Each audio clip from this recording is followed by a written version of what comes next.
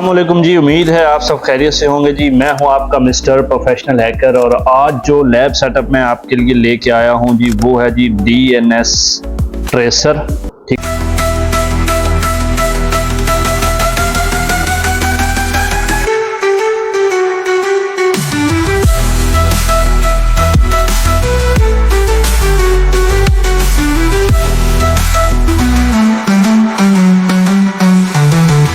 ठीक है जी, अब इसके बारे में हम तब तक देख लेते हैं जब तक ये अपडेट और अपग्रेड हो जाएगा।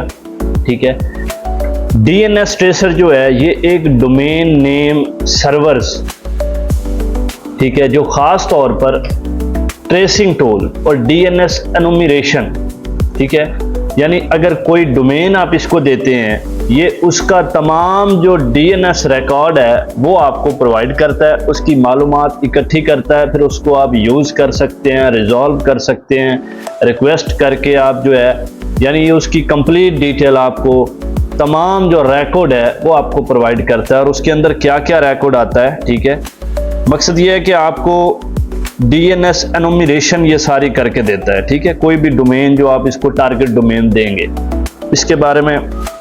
तो चलिए तब तक हम जो है वो काली को भी स्टार्ट कर लेते हैं। सॉरी, काली को यहाँ पे मैंने स्टार्ट किया जी, sudo सो ये पहले हम स्टेप कर लेते हैं, उसके बाद हम उसको देखते रहेंगे और ये तब तक जो है हमारा अपडेट और अपग्रेड हो जाएगा। ठीक है जी, तो apt अपडेट, अच्छा जी ये अब तक अपडेट हो रहा है। इसके अंदर जो है जी अब सबसे पहले जो DNS ट्रेसर जो है वो आपके लिए काम करेगा। सबसे पहले वो करेगा जी DNS रेजोल्यूशन प्रोसेस को वो ट्रैक करता है। ठीक है, उसके बाद अब आप उसको कोई डोमेन देते हैं, ठीक है, तो DNS सर्वर्स होने के दौरान कौन कौन से जो रिकॉर्ड्स हैं या कौन कौन सी जो डोमेन्स हैं जिनको ये रिजॉल्व बनाता है ताकि वो इस्तेमाल हो सकें।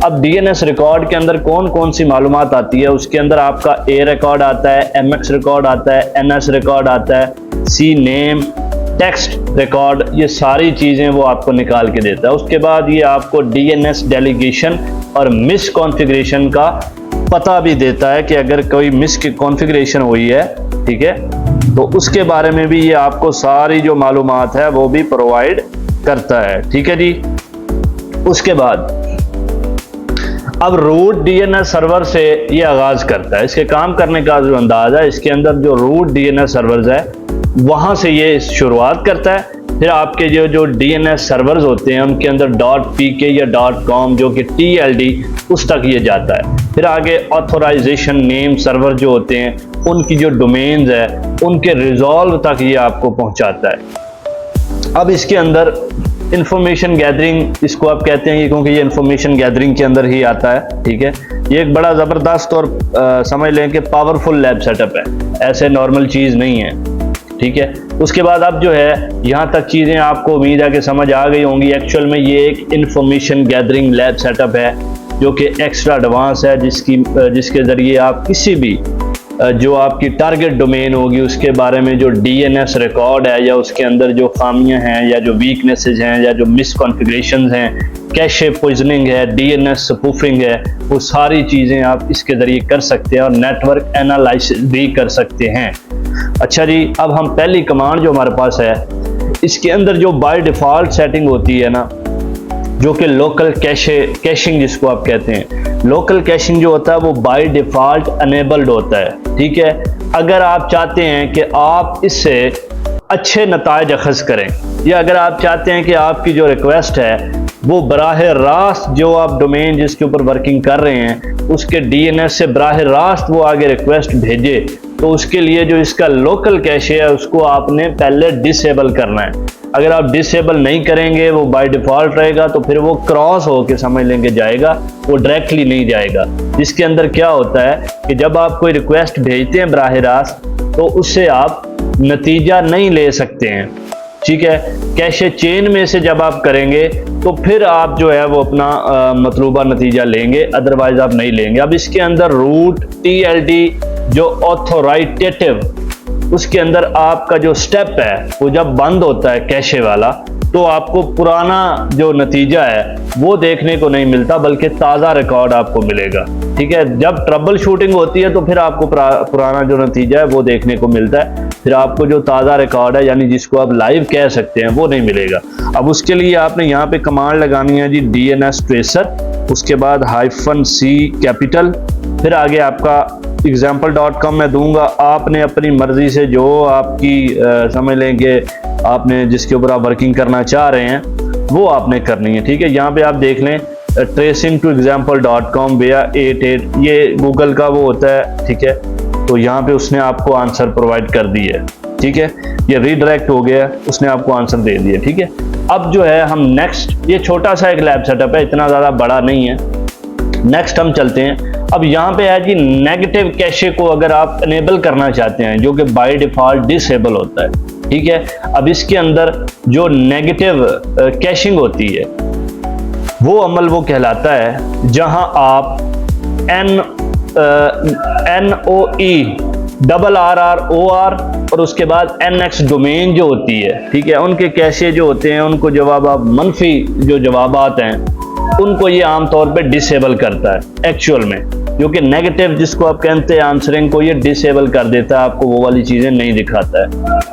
उसके बाद अब इसके अंदर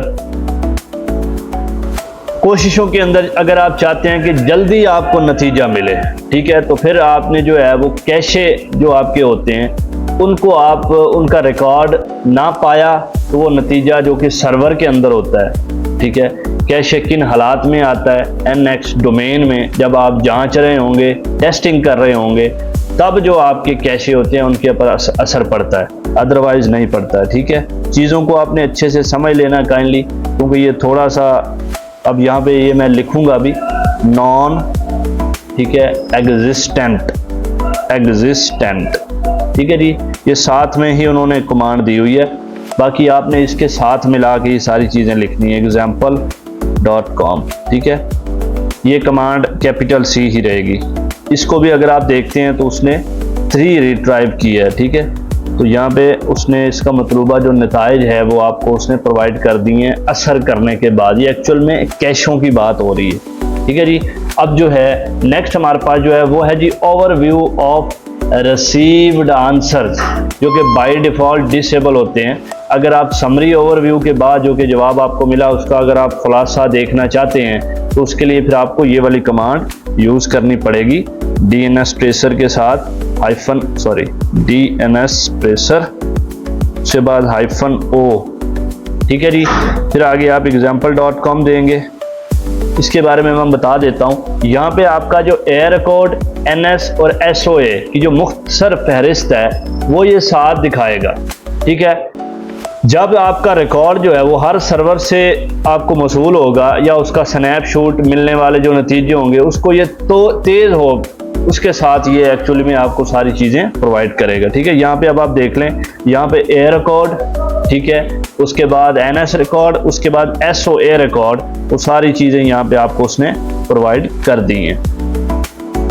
तो जैसे कि मैं बता रहा हूँ कि ये जो example.com है ये तो एक डमी है ना, जब आप इसको कोई ऑथेंटिक डोमेन देंगे ना तो फिर ये आपको आपके मतलूबा नताइज प्रोवाइड करेगा। उसके बाद नेक्स्ट जो हमारे पास कमांड है उसके अंदर होता है जी क्यूरी टाइप। इसके अंदर जो बाय डिफ़ॉल्ट होता है ना वो A होता है।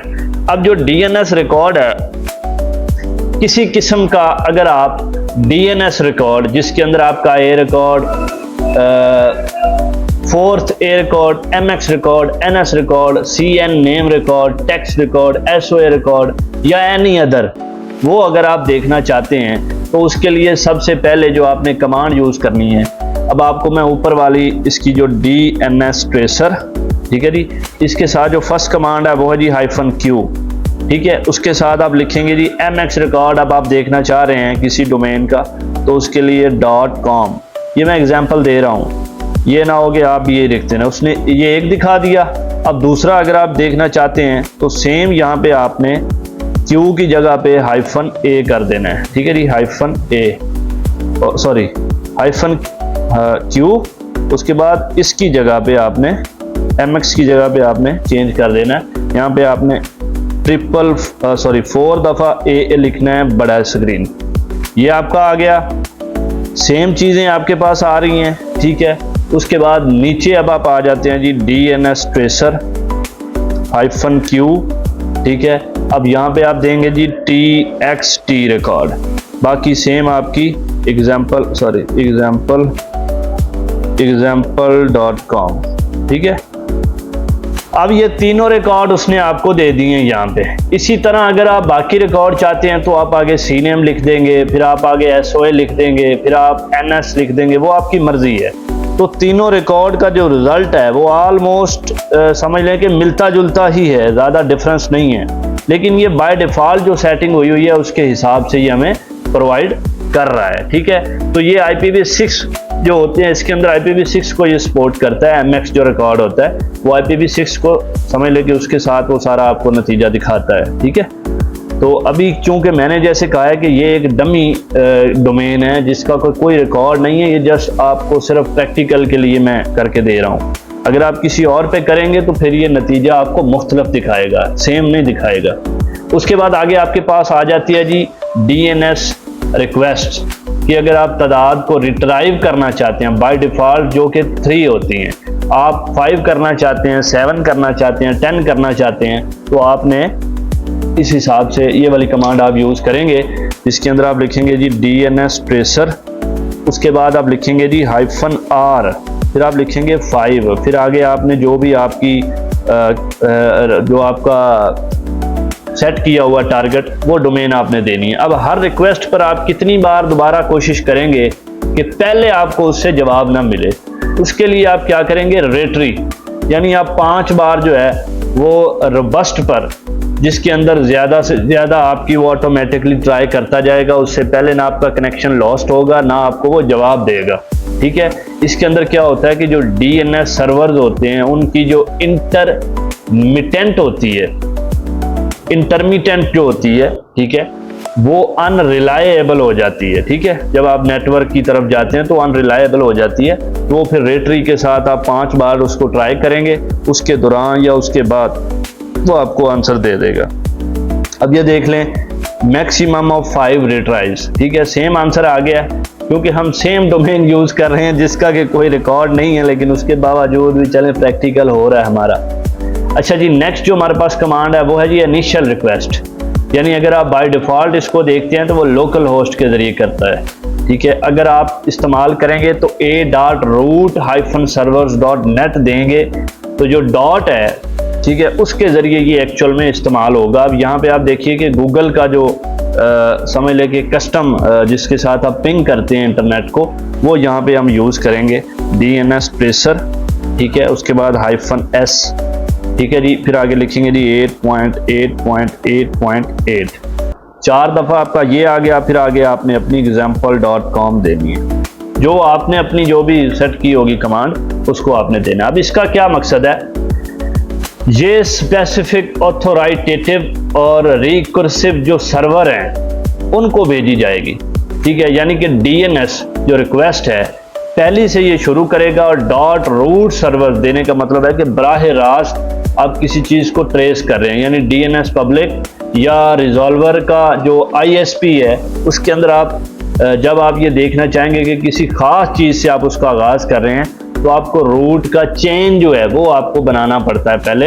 तो यहाँ पे आप देखिए ये एक चीज़ हो गई, इसको हम डायरेक्ट करेंगे, सेम रिजल्ट आ गया। उसके बाद DNS ट्रेसर, ठीक है जी, -S, उसके बाद अकेला डॉट, फिर आगे example.com।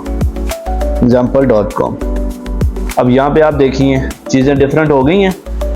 जो अभी मैंने आपको बताया a.root-server, ठीक है, उसके बाद .net मैक्सिमम रिट्राइव्स 3 काम उसने स्टार्ट कर दी है।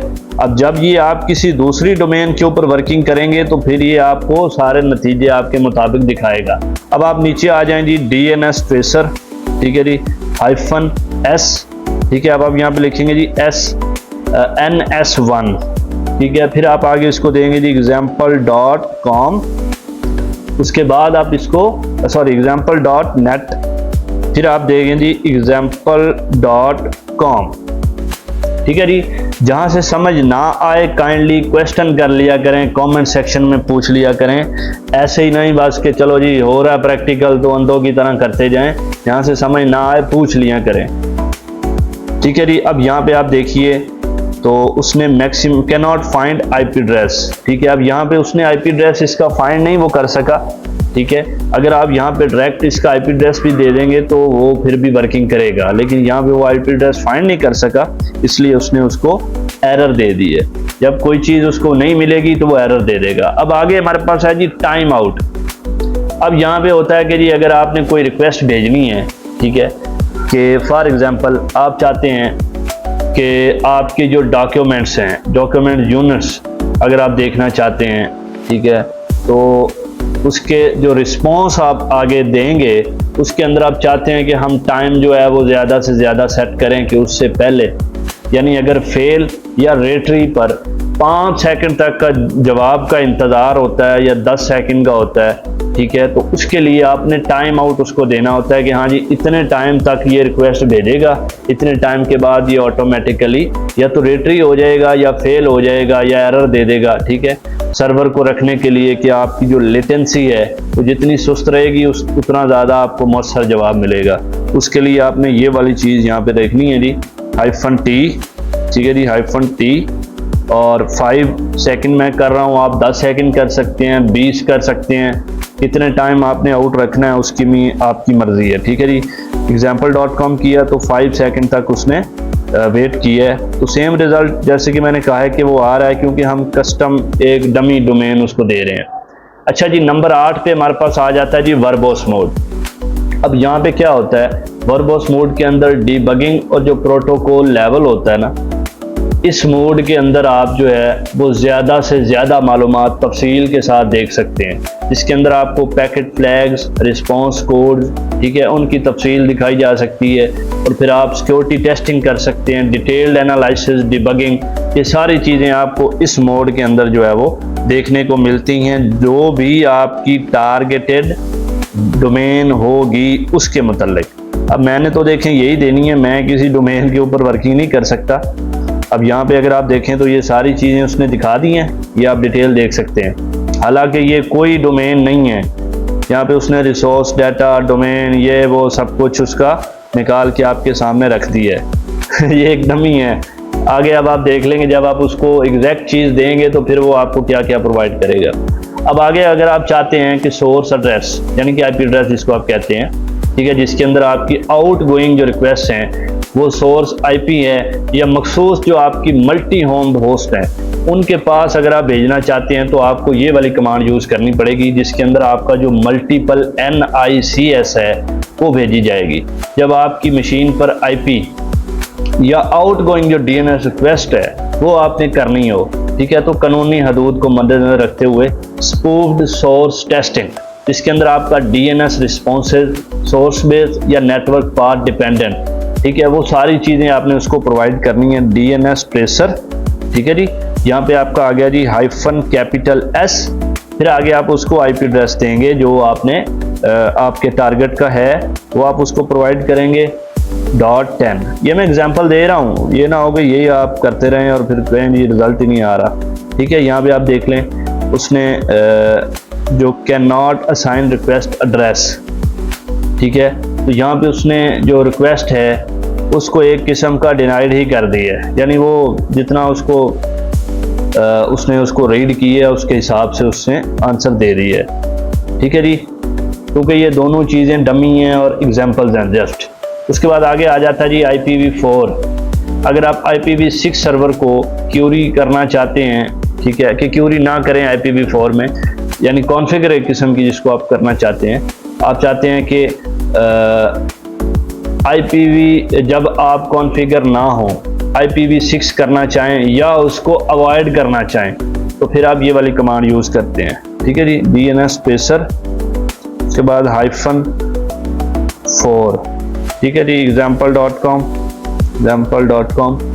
अब इसका क्या होगा जी, इसके अंदर है जी कि अगर आप DNS सर्वर्स को IPv4 एड्रेस के साथ क्यूरी करें, ठीक है, या रीडायरेक्ट कर दें आप IPv6, रिजॉल्व IPv6 पर इसको रीडायरेक्ट कर दें, ठीक है। उसके अंदर आप -Q डबल 4 दफ़ा A लगा के गैर फाल नेटवर्क में, या जब आपने IPv6 को जो है ना उसके साथ रिजॉल्व करना है या रीडायरेक्ट करना है, तो फिर आपने ये वाली कमांड यूज़ करनी है, ठीक है।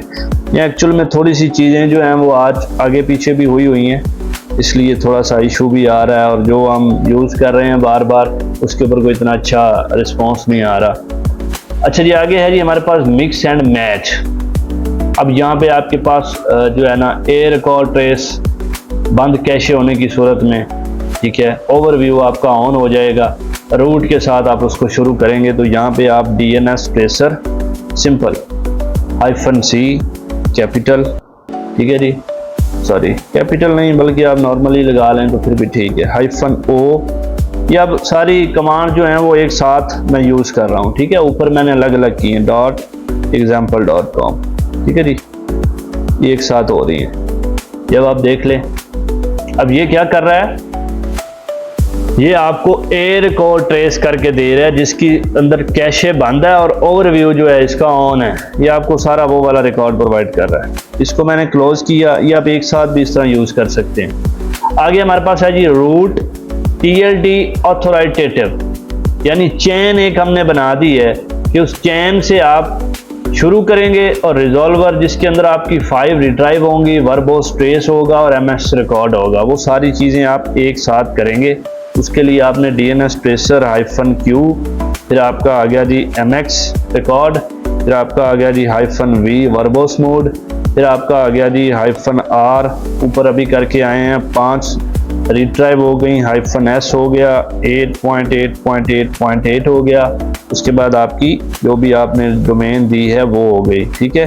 तो यहाँ पे एक साथ इसको जब आप यूज़ करेंगे तो इस तरीके से ये आपको सारी चीज़ें प्रोवाइड कर देगा, ठीक है जी। आज का जो लेक्चर है वो हमारा यहाँ पे ख़त्म होता है। उम्मीद है आपको अच्छे से इसकी समझ भी आएगी, और जहाँ से ना आए वहाँ से काइंडली मुझे क्वेश्चन कर लेना है। कंप्लीट एथिकल हैकिंग सिखाता हूँ मैं, बेसिक टू एडवांस प्रैक्टिकल। अपने चैनल पे एक मोबाइल कोर्स है, एक लैपटॉप कोर्स है। जो भी एथिकल हैकिंग सीखने में इंटरेस्टेड है, मेरा व्हाट्सएप नंबर, मेरा इंस्टाग्राम मेरे डिस्क्रिप्शन में अवेलेबल है, वहाँ पे आप मुझसे रब्ता कर सकते हैं, ठीक है जी। मिलते हैं नेक्स्ट लेक्चर में। बहुत शुक्रिया जी, अल्लाह हाफिज़।